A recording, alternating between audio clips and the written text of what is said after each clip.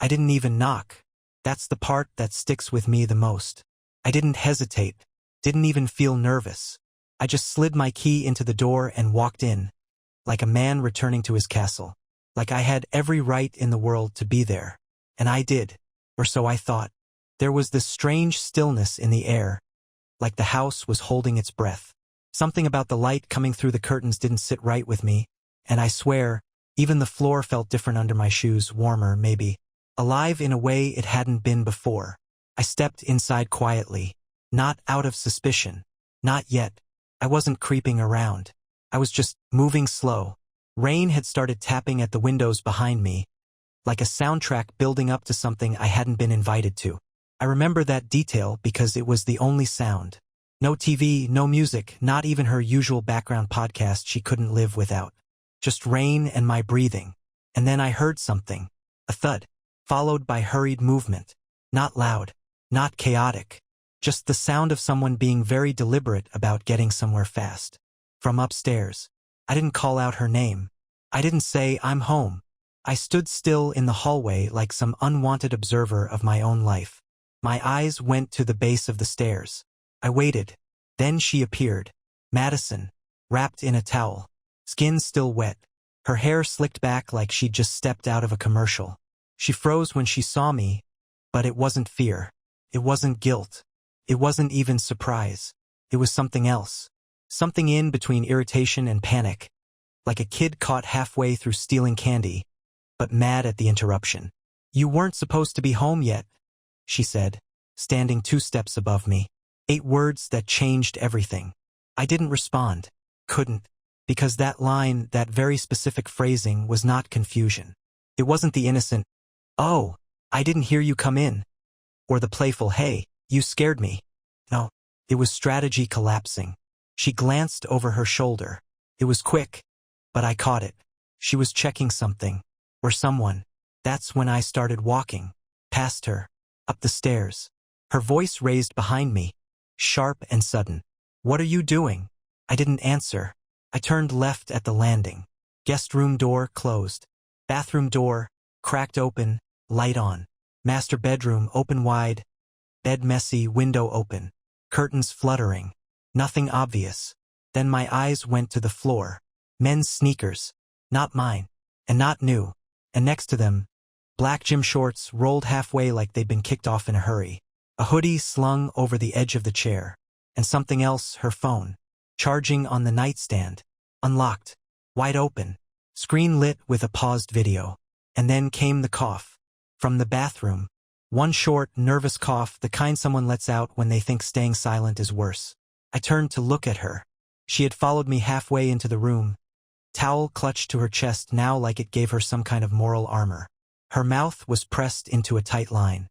She didn't look at the clothes. Or the phone. Or me. Instead, she crossed her arms and said, "You're overreacting." That's what she led with.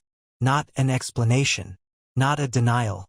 Just a flat, dismissive verdict like she was the judge and I was some defendant who dared show up to his own trial uninvited. "Who is it?"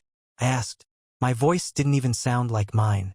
It was hollow, mechanical. She didn't answer. I took a step toward the bathroom. And that's when she snapped. "No. Don't. It's not what you think.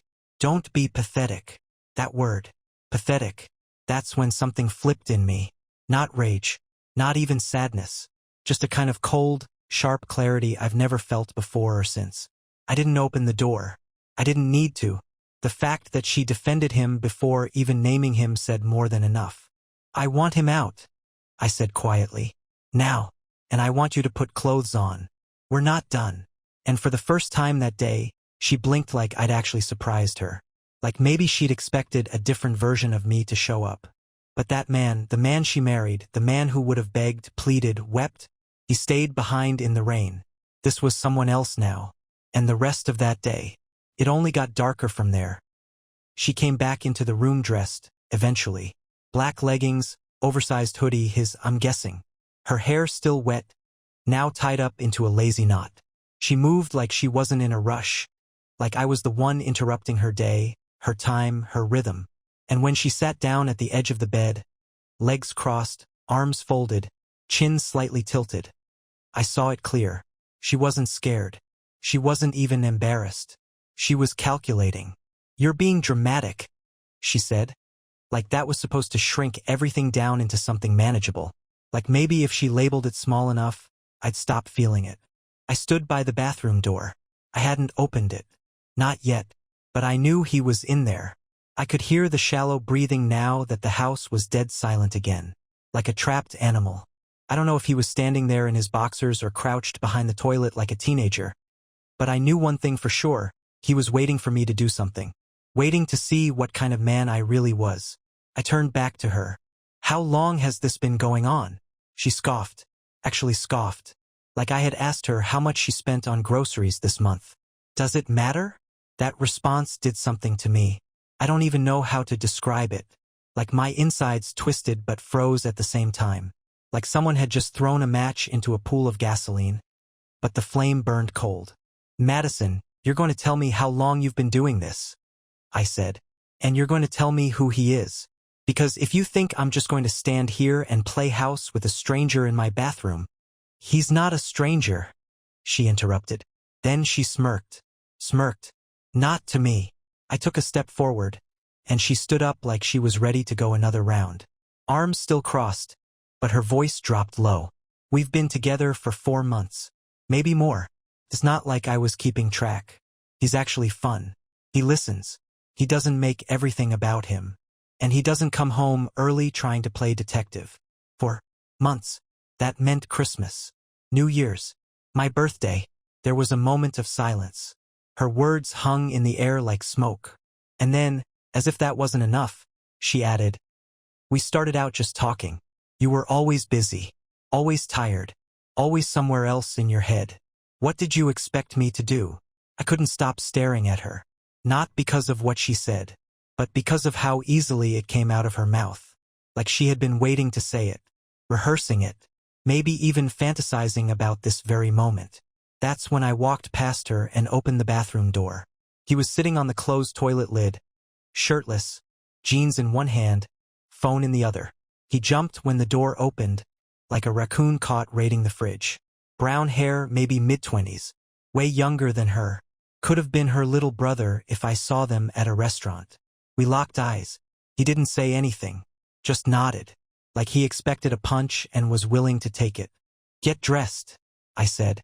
"You've got 60 seconds. He stood fast, muttering, Yeah, man, I'm sorry. Don't talk to me." I turned around and left the door open. She was still standing in the same spot. Still watching. "I could have lied," she said suddenly. That caught me off guard. I looked at her. I could have said he was just a friend. That we hadn't done anything. That I was confused or drunk or lonely or whatever version you needed to hear. But I didn't. You should at least respect that. She was dead serious. That was her pitch. Honesty as a twisted badge of honor. I didn't reply. I went downstairs, grabbed my keys, and waited by the front door. A few minutes later, he walked past me with his hoodie half-zipped and his sneakers still untied. He didn't meet my eyes. Just said a soft, "Sorry, man," and stepped out into the rain. She didn't follow him. She didn't go after me either. She stayed upstairs like this was just another scene from her life that she could scroll past when it got boring. But this wasn't over. Not even close. And what happened next? That's where it started to unravel in ways she never saw coming. She came downstairs 20 minutes later, barefoot, carrying a wine glass like we were about to have some kind of calm, intellectual discussion. The audacity was unbelievable. Her face was a picture of cool detachment, like she had just finished rearranging a shelf, not detonating a marriage. "You're not saying anything," she said, sliding onto the bar stool by the kitchen island. She set the glass down with a clink and took a sip, eyes locked on me like she was trying to read the next move on a chessboard. "I'm trying to decide if you're a liar," I said. She raised her eyebrows, amused. "That's a little late, don't you think?" I walked past her, didn't look at her. I grabbed a chair from the dining room and dragged it into the middle of the kitchen floor, dead center under the light. Sat down, folded my hands, looked straight at her. "Tell me everything," I said. No spin. No cute little lines. I want the real version of how you turned into this person. Madison leaned back, still sipping her wine. She tilted her head like she was trying to figure out which version of the truth I was ready for. Then she laughed. This dry, humorless thing. Okay, she said. You want the raw version? Here's the raw version. I got bored. I didn't flinch, but that hit harder than anything else so far. You got boring, she continued, voice low but steady. Predictable. The same routine day after day. Wake up, email, coffee, work, dinner, Netflix, repeat. You turned into a loop. And then you'd do this thing where you'd sit in silence for hours, and I'd be right next to you, completely invisible. You were already gone, you just didn't physically leave. So you replaced me, I said. With a gym rat from Craigslist. She smirked. He's not from Craigslist. He's a trainer at my gym. His name's Blake. Of course his name was Blake. Blake, I repeated. You're risking a 6-year marriage for a guy named Blake. She rolled her eyes. Don't reduce him just because you're mad. I stood up. Not quickly, not dramatically. Just to break the rhythm she was trying to set. You don't get to protect him now, I said. You don't get to paint this as some thoughtful journey of self-discovery. You made a choice. Repeatedly. Behind my back. Oh, please, she snapped. Wine glass hitting the counter a little too hard. Don't act like you were some perfect husband. You pulled away long before I did anything. I pulled away because you changed. You became cold. Distant. She cut me off, pointing at me now. I became cold because I had to carry everything. The house. The planning. The energy. The goddamn emotional labor of this entire marriage.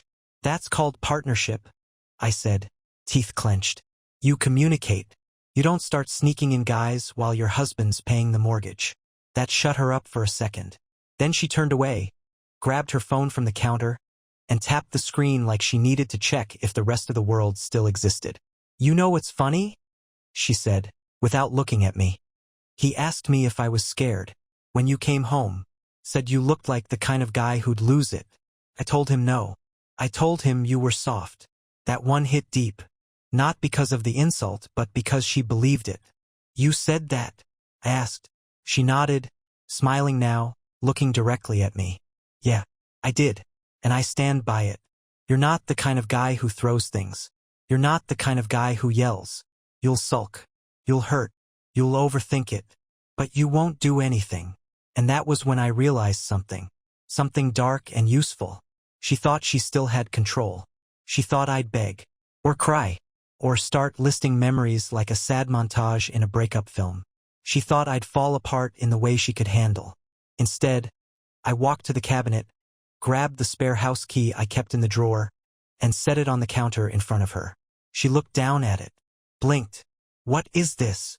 You've got 1 hour, I said. Get your things. Whatever fits in your car. After that, I'm changing the locks. Her jaw tightened. You're throwing me out? I'm reclaiming my home. You can go figure yourself out in Blake's apartment. Or his car. Or wherever it is trainers go after work. She stared at me, silent. But I saw it. The crack. The split-second flash of doubt in her eyes. She didn't expect me to have a spine. She thought this would drag. She thought I'd stall. She didn't plan for me to walk away. And that, right there, was the first real win of the day. But trust me, what came after? It made this all feel like a warm-up. She didn't move. 30 full minutes passed after I set that key on the counter. And she just stood there, back turned to me, staring at her reflection in the dark kitchen window like it was going to offer her answers I couldn't. I sat down again, in the same chair, arms crossed, watching her in silence. There was something fascinating about how quickly she could flip from defiance to confusion when things stopped orbiting her. Finally, she spoke without turning around. You're seriously doing this? No, I said. You did this. I'm just reacting late. She let out this soft, bitter laugh. I never thought you had it in you. That's the second time you've said something like that today, I said. Maybe the problem is you never really saw me. You just saw someone easy to manipulate. That landed. She shifted slightly, like the floor under her feet changed temperature. Still didn't look at me, just walked to the sink, poured out the wine.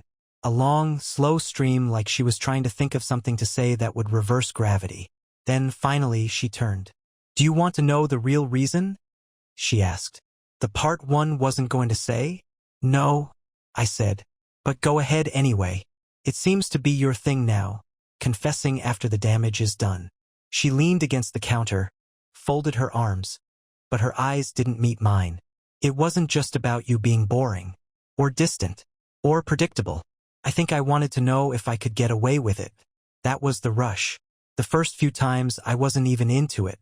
I just wanted to see how far I could go before you noticed. Before you did something. And you didn't. You never did. That was the most disappointing part. I said nothing. I just stared at her. I didn't feel hurt anymore. I felt removed. Like I was watching a stranger audition for a role she'd already lost. And when he started staying over? I asked voice flat. When you were sneaking him out at dawn, what was that? Still part of the game. I don't sneak him out, she said quickly. I told him to leave through the side gate. That's not sneaking, that's discretion. Couldn't help it. I actually laughed. Discretion, I repeated. You think calling betrayal a different word makes it less disgusting? She flinched. Not visibly. Not enough for most people to notice. But I saw it. Don't pretend like this is all on me, she said suddenly, the edge back in her voice now. You weren't present for months. You shut down. You stopped complimenting me. You stopped touching me. I tried to wake you up, but you just drifted further and further. You should have left me, I said.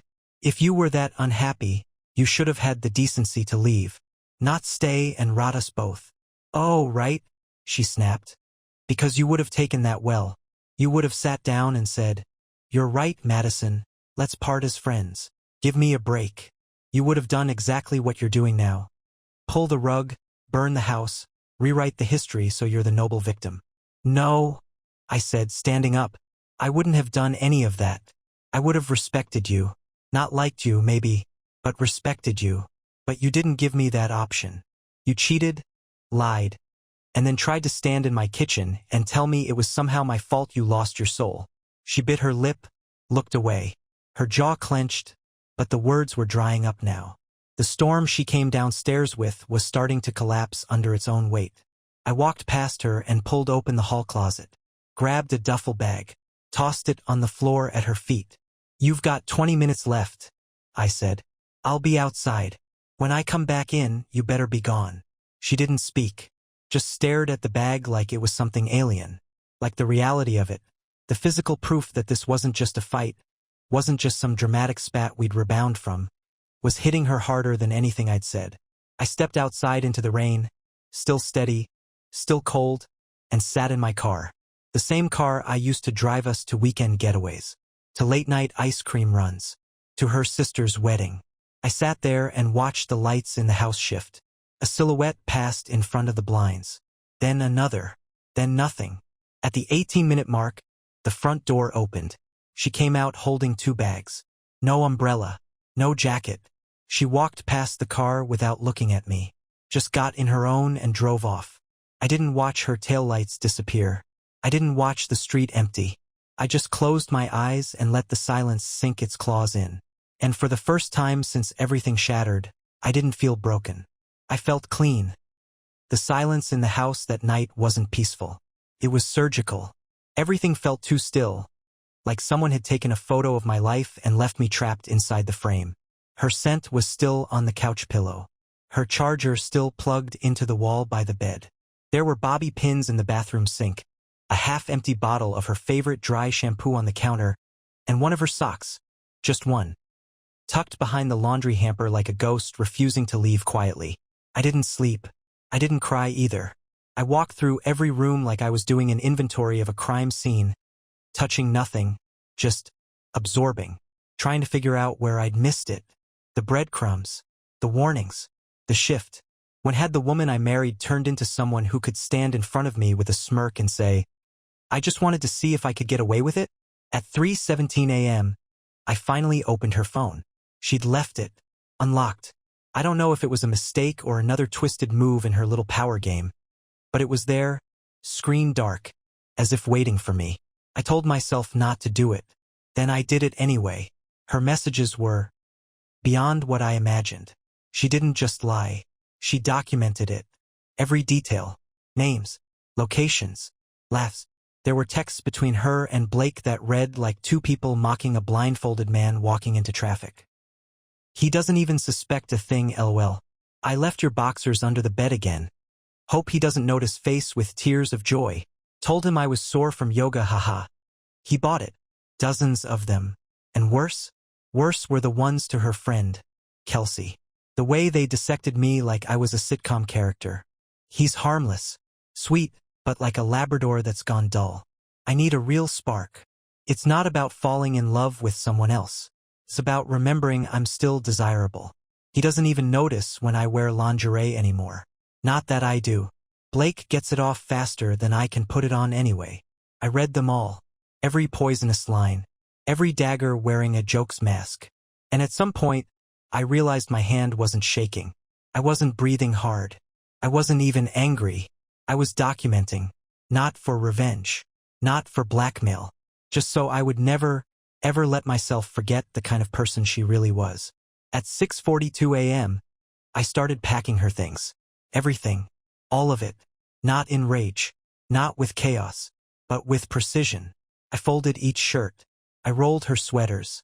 I bubble-wrapped the stupid Live, Laugh, Love mug she used for her teas. Her entire side of the closet disappeared by 8 o'clock.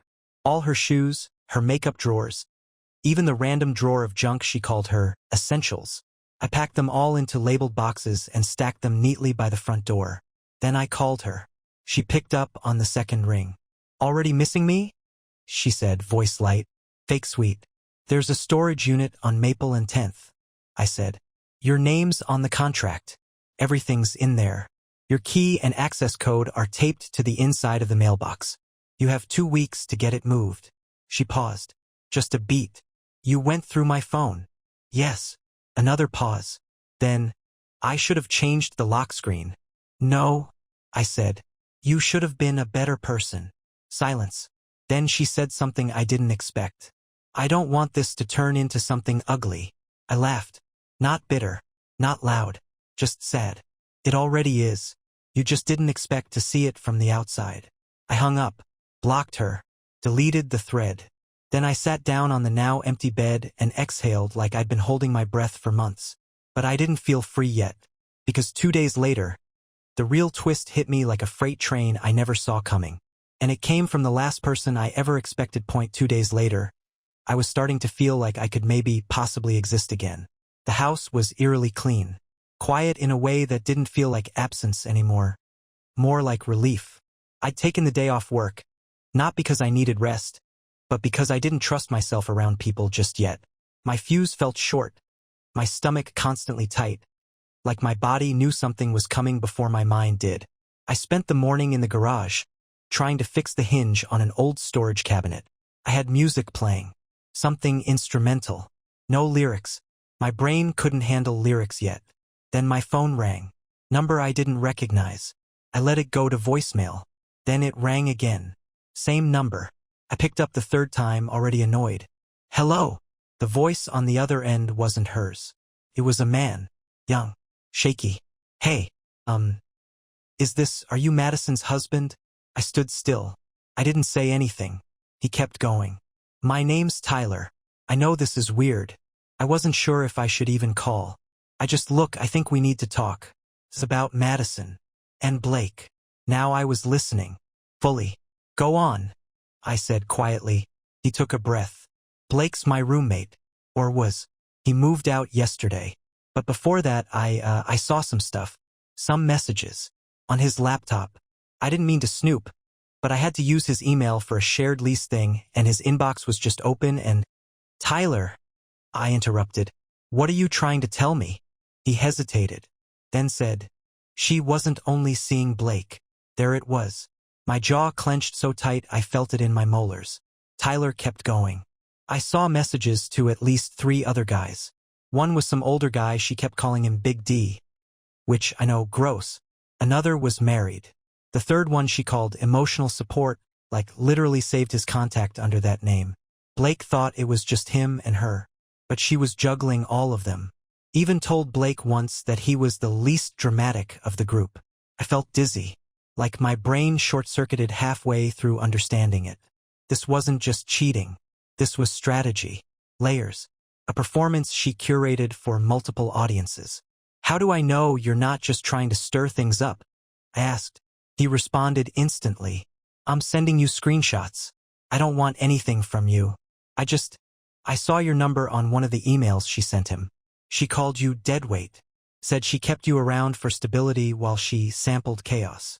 That's when I decided you needed to know. That's all." My phone buzzed. Pictures came in one by one. Real.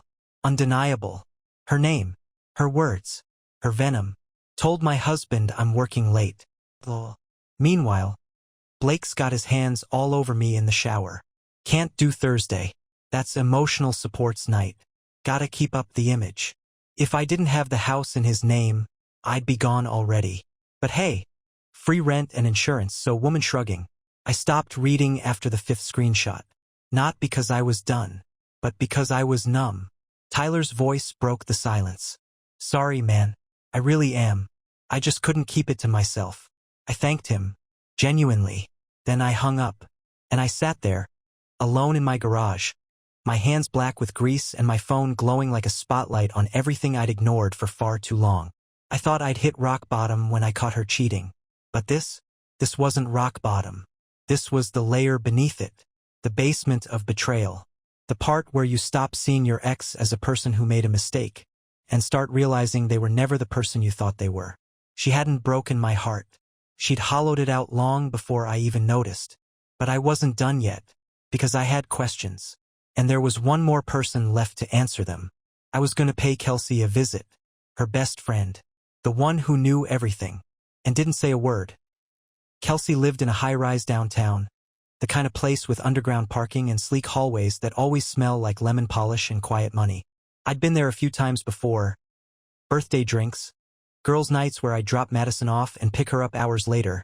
Usually tipsy and fake laughing at some story she couldn't finish. I always thought Kelsey was harmless. A little too polished, a little too sharp around the edges, but nothing more than a background character in our life. But now I was seeing her as something else entirely. I buzzed her unit. No answer. I buzzed again, holding it down a little longer this time. Finally, a voice came through. "Yeah, it's me," I said. "Open the door." There was a pause. Then the lock clicked.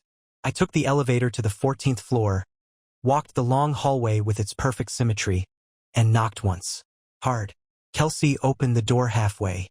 She was in leggings, oversized sweatshirt, bare face, hair up in a bun. Not her usual armor. She looked tired.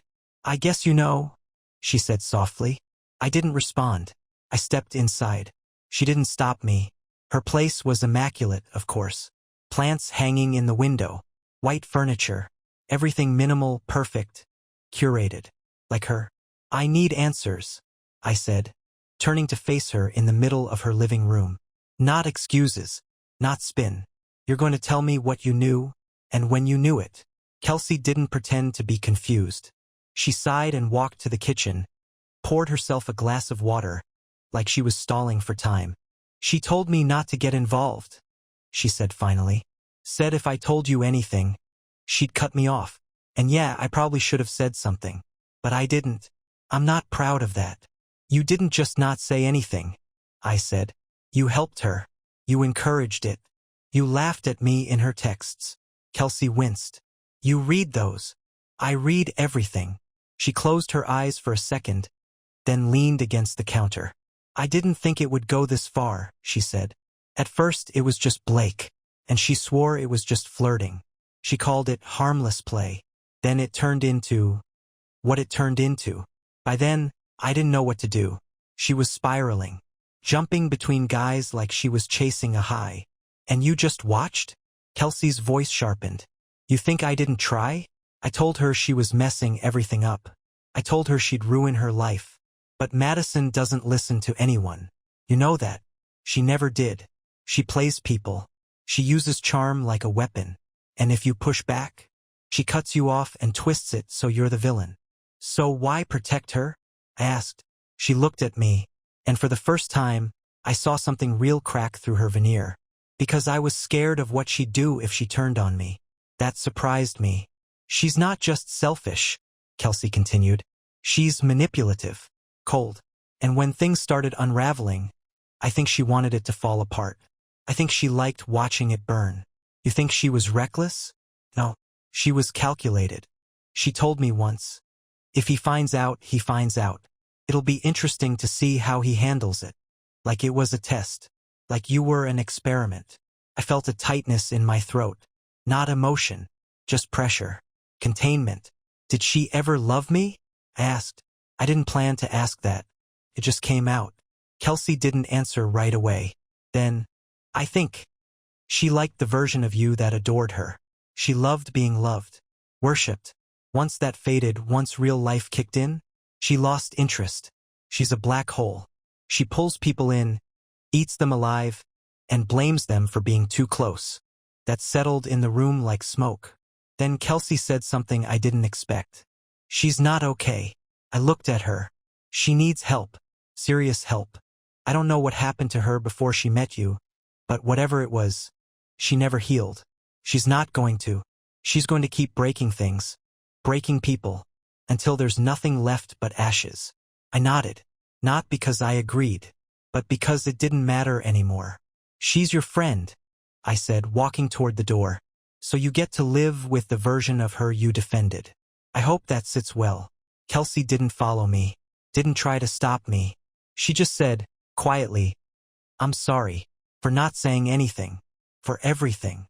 I stepped into the hallway and closed the door behind me. And that was that. I had all the pieces now. And one final thing to do before I walked away from this wreckage completely. I was going to talk to Madison. One last time. Face to face.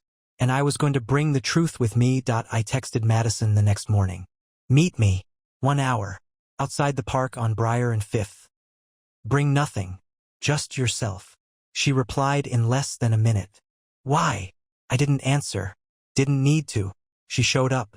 I was already sitting on the bench when she walked up. Same coat I bought her last winter. The green one with the silver buttons she used to love. She wore sunglasses, even though the sky was overcast. Probably didn't want me to see her eyes. Or maybe she didn't want to see mine. She sat down on the far edge of the bench, like she thought I might explode if she got too close. We didn't speak for the first 30 seconds. Then I handed her the manila envelope. She stared at it. What's this? Proof, I said. Of what? Of who you really are. She gave a dry laugh. You've been dramatic since day one. Still writing speeches in your head. No, I said. Just reading yours. That made her pause. She opened the envelope. Inside printouts, messages, screenshots, conversations with Blake, with Kelsey, with the others. I included one from each. Enough to make the point, but not enough to humiliate her for sport. This wasn't revenge. This was documentation. She flipped through them in silence, her face a blank mask, page after page. Then she stopped. And for a second, I swear, I saw something flicker behind her sunglasses. Regret? Shame? No. Recognition. Like she was finally seeing herself from the outside. Not as a victim. Not as a misunderstood woman on a soul-searching journey. But as what she was. A wrecking ball in a silk robe. You went through my phone, she said. No. You left it. She sighed. So what, you want me to apologize? Beg? Is this your victory lap? No. This is the part where I say what I need to say and never see you again. She stayed quiet. I took a breath. You didn't break me, Madison. You revealed yourself. There's a difference. I'm walking away from this with my sanity, my dignity, and every inch of self-respect you tried to sand down over the years. You didn't win. You just lost slower than the others. Her jaw clenched. You think I'm some kind of monster? No, I said. I think you're hollow. You walk around borrowing attention and affection like it's credit you never plan to repay. You feed on the energy of people who love you, and when they start asking for anything back, you vanish or self-destruct so you can pretend you're the victim. That's rich coming from you, she snapped, finally facing me fully. You think you were this amazing husband? You were boring, predictable, safe. I needed more. You needed chaos, I said. You wanted to feel like a fire starter again. But you burned the wrong house. She stood up, clutching the folder now like it weighed 50 pounds. You have no idea how complicated things were for me. You think I'm evil, but you don't know what it's like to feel invisible. No, I said calmly, standing too. You don't know what it's like to be loyal to someone who was laughing behind your back the whole time. You don't know what it's like to lie next to someone for years thinking they were home, when all they were doing was calculating their escape. She didn't speak. For the first time in weeks, she had nothing left to spin. I stepped closer, not threatening, just firm. This is the last time we speak. I'm not your fallback. I'm not your safety net. I'm not your maybe later. You don't get access to me anymore. Not my voice. Not my time. Not even my silence. She opened her mouth like she wanted to say something. Maybe the truth. Maybe another twisted version of it. I walked away before she could. Didn't look back. Didn't need to. I'd seen everything I needed to see. The spell was broken. The story had ended. And for the first time in years, I was the one turning the page. I didn't feel peace right away. That's the lie people like to tell themselves after walking away from something toxic. That freedom feels like fresh air, instant clarity, some kind of cinematic rebirth. It doesn't. Not at first. What I felt was absence. A quiet so loud it felt physical. The house echoed in strange ways. Her toothbrush was gone, but the gap it left in the holder looked like a missing tooth. The closet was finally mine again, but the empty hangers still dangled like question marks. I spent the next few days in a daze. I went to work, came home, cooked out of habit but barely ate. I wasn't broken. I was transitioning from a version of myself I didn't even realize had been dying for a long time. Friends started checking in. My brother called. My coworker, Amanda, dropped by with a casserole like I'd lost someone to a car crash. They were right. Something had died. And in its place, something new was slowly waking up. The first real shift came when I started sleeping again. Deep, dreamless sleep. For the first time in years, I wasn't unconsciously bracing for something. No late-night creaks in the floor that made me wonder if she was sneaking out. No suspicious texts lighting up her phone at 2:14 a.m. No more pretending I didn't notice. The weight of doubt had been heavier than I realized. But now, it was gone. I also started remembering little things, quiet betrayals that hadn't registered at the time, like how she used to put her phone face down at dinner, how she always locked the bathroom door even when she was just brushing her teeth, how she'd say, "You're just paranoid," whenever I asked harmless questions, how she made me feel like curiosity was a crime and transparency was controlling. All of it designed to erode. And it worked. For a while. But not anymore. Then, a week after our final meeting, I got an email. No subject. No body. Just an attachment. A photo. It was Madison, standing on a balcony. Her face half-turned like someone caught her mid-sentence. Behind her, in the glass reflection of the door, I could see a man's silhouette. Not Blake. Not anyone I recognized. The timestamp? 3 weeks before I ever suspected anything. 3 weeks before I thought the storm had even started. There was no message. No name. Just that image. I didn't reply. Didn't forward it. Didn't react at all. Because it didn't matter anymore. She wasn't my problem. Her next victim could read the same script I did, walk the same tightrope, swallow the same poison with a different flavor. That wasn't my story to live anymore. It was someone else's turn. The irony? I wasn't even angry. I felt grateful. Grateful for the pain, the betrayal, the unraveling, because it pulled me out of a sleepwalk I didn't even know I was in. And now I was fully awake, ready, not to start over, but to start honest. And the version of me that comes next? He's not going to be soft. He's going to be solid. It's strange how something can end so violently, so completely, and still life continues. You wake up, the sky's still there. Coffee still brews. The same traffic lights blink. You laugh at something stupid a stranger says in line at the store, and for a second, you forget that just a month ago your life was held together by lies dressed in affection. But I haven't forgotten, and I won't. Part of me wishes I could write some neat, satisfying final sentence here. Some version of, and now I'm healed, and everything's better, and here's the moral wrapped in a ribbon. But that's not how it works. The truth is, healing didn't show up like a thunderclap or a movie montage. Came in slow, awkward waves. The first time I walked into a coffee shop alone and didn't think, she would have ordered oat milk. The first time I laughed, really laughed, without guilt or the echo of her voice in the back of my mind. The first time I looked at a woman and didn't immediately wonder if she'd lie the same way Madison did.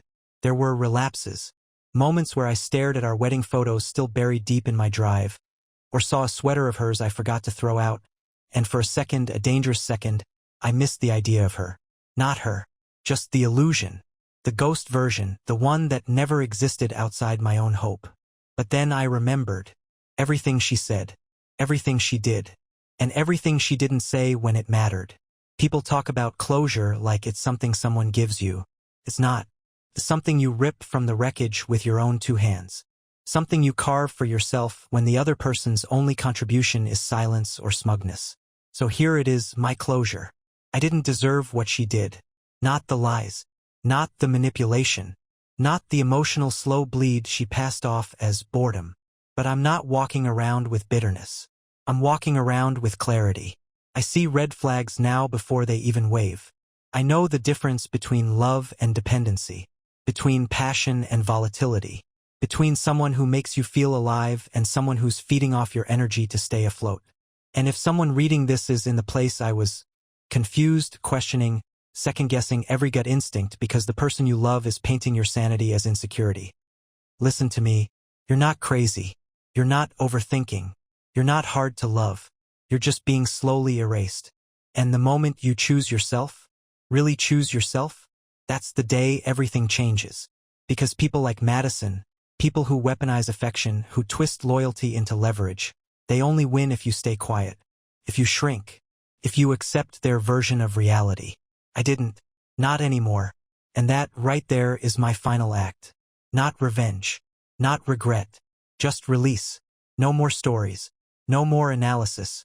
No more wondering how someone I knew so well turned out to be a complete stranger. She's gone. I'm here. And for once, I'm not starting over. I'm starting right.